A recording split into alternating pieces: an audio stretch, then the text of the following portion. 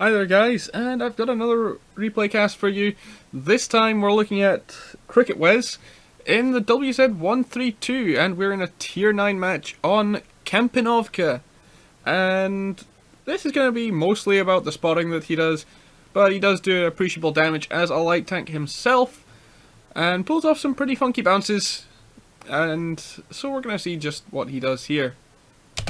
WZ-132, obviously the Tier 8 Chinese light tank. I really can't wait to see if they do an HD model of this thing, because I think it's one of the better looking light tanks in the game. But that's just me. I quite like the whole shape of the rounded turret and the angled upper glacis. I think they're quite stylish tanks, personally. It's the whole kind of Soviet influence design that with the rounded turrets that I like. But you know, that's just me. So Cricketwes starts off trying to do some active spotting, puts a shot into the enemy Carnarvon, but ends up taking a hit from the enemy IKV-90B for his troubles. Just going to make the map a little bit bigger here so we can see what's going on there. And you can see that the enemy team have got some fairly aggressive players themselves. The T-25 pilot there in the middle is actually going to be a bit of a problem for Cricketwes for most of this match. Purely because of where he is more than anything else. Because that position there that guy's in, he can go hold down and still he'll spot everything. He can be pretty safe there. So, especially since there's no arty, so he's going to be a bit of a problem. And of course the enemy team have their own light tanks to worry about as well. And now he stops to take aim at the KV-3 there. Not sure if that one hit. Find out later. I am in free cam mode here, so this is me turning the camera here. So he did get some spotting on the T-25 pilot there, but he's not going to be able to get the shot on that guy. Ends up bouncing a shot and then taking a shot of pens from the enemy AMX-12T.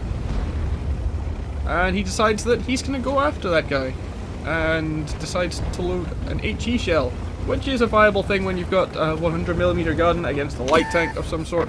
And, yeah, pens the front of the 12T, which is no problem for this gun at all, and rolls for all the health of the 12T, and somehow spots the Rhinotail Scorpion, as well as the M103, and gets a whole bunch of spotting on both of them. Look at that racking up. He also spotted the KV-3 there as well, so he got a bunch more spotting there for that. So he's already up to 2.2k spotting, which is really nice. Just for, yeah, he didn't really do much yet, and he's already got 2.2k. And then gets a little bit more on the Scorpion as he spots him, bounces a shot from the IKV, but then takes a hit from the T-25 pilot. Spots the Batchat 25 TAP from the other team, trying to push down, well, it wasn't Cricketwes that spotted him, but Cricketwes is going to be the one to point out that he's there. So that Batchat 25 TAP can use the little slope on this area here around D6. He can actually spot a lot of Cricketwes' own team's tanks, and Cricketwes has spotted him as well, and he's put a shot into him already, and he's going to get another one here. We're just going to switch to hit Cricketwes' view just now. So as you can see, he's trying to take aim at and actually bounces a shot from the Batchat. Mind you, that's at the angle his upper glacis was at, and considering that it's about 50mm thick, it's not that surprising that it bounced. It was just enough for an auto-ricochet angle, and finally he gets to take out that T-25 Pilot 1. That guy, I'm sure, was quite irritating for Cricketwes, just simply due to the position that guy was in.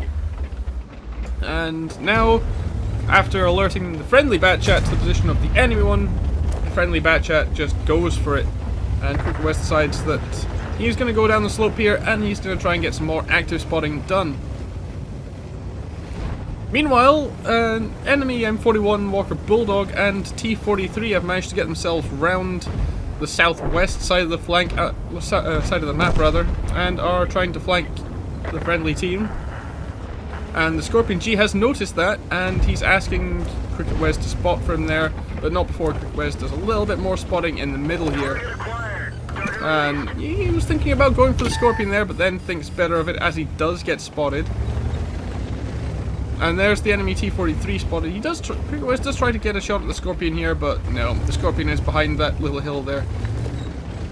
And then turns to face the enemy alien, the M6A2, but that guy gets taken out by the friendly Cheese Wedge, the SDRV-S1, the Tier 8 Swedish premium tank destroyer,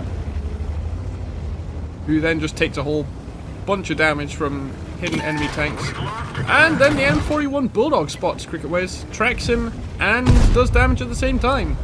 And Cricketwes burns the repair kit to get out of there, and the T-43 manages to bounce a shot off the tracks of the WZ-132. And somehow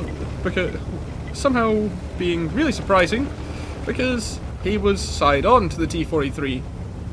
Well, that was a little bit lucky there, but now he's unspotted again, and he's going to try and light these guys up for the friendly TDs, the Scorpion, the Borsig, and the SDRV, and he spots the T-43, who sadly has the stock turret, so he's not going to last very long at all. Friendly Scorpion gets a shot for 488 on him, the SDRV finishes him off, and Cricketwes also gets a shot into him himself. Then tries to put a shot into the Bulldog. That one sadly goes a bit high.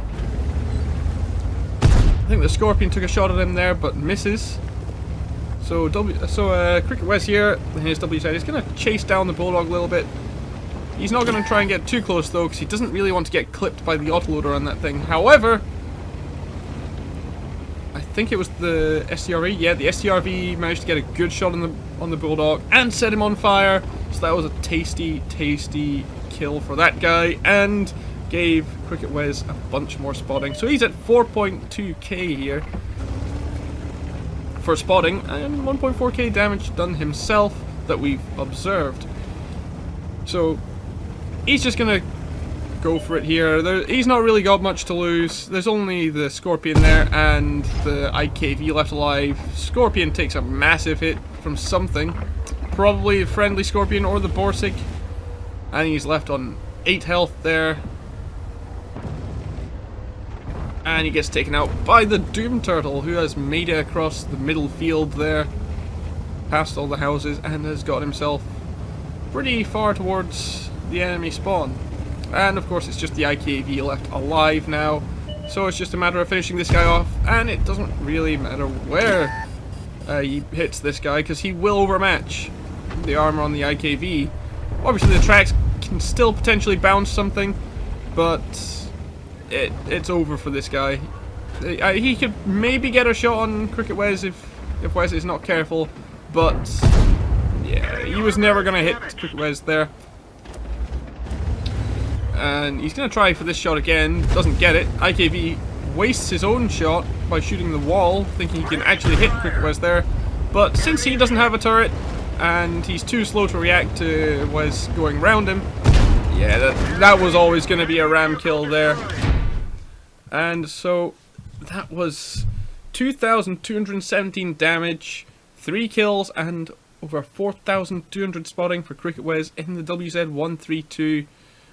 Very, very good scouting match there for him. I'm sure he'll have been happy with that. And so we are going to move over and have a look at the post-game stats. So he got his ace tanker, as you can see there. And he actually ended up getting a shot on the KV-3 that was blind. And that gave him 2,474 damage. There's his 3 kills. And he got a base XP of 1,404. Very, very nice job. Very, very good active scouting role that he played there. I don't know if his team would have had quite as easy a time of that match if he hadn't been there to spot everything for them. Especially the TDs, they may not have had a good time if he hadn't been around to spot the Bulldog and the T-43. And in that match he fired 23 shots, only 10 of them hit, but that's enough to get you roughly your 2,500 damage, since this is a 250 alpha gun. He didn't spend that much on ammunition. In fact, the highest cost that he had to pay was actually for repairing his tank, because he did lose most of his hit points, in fact about 2/3. And he did use his repair kit, so that's another 3,000 credits spent on that. And he spent about 5.8k on ammunition. And he made a total of 36,914 credits. And after all his resupply costs and repair costs, he made 21,234 credits profit. Which isn't too bad considering most of what he was doing was scouting. And his 1,404 base XP was in fact earned on a double, and that was 2,808 XP in total. And he does not run a premium account, so this will have been quite a nice bonus for him there. And well, that's pretty much all I can say for this match. A very, very good active scouting role played by Cricketwes there, and pretty much carrying his team for it. Though I do believe they could still have won even without, but there was a much, much smaller chance of it if he had not been alive to scout for them. So very well done there, Wes. That's all from me for this one. I'll see you guys next time.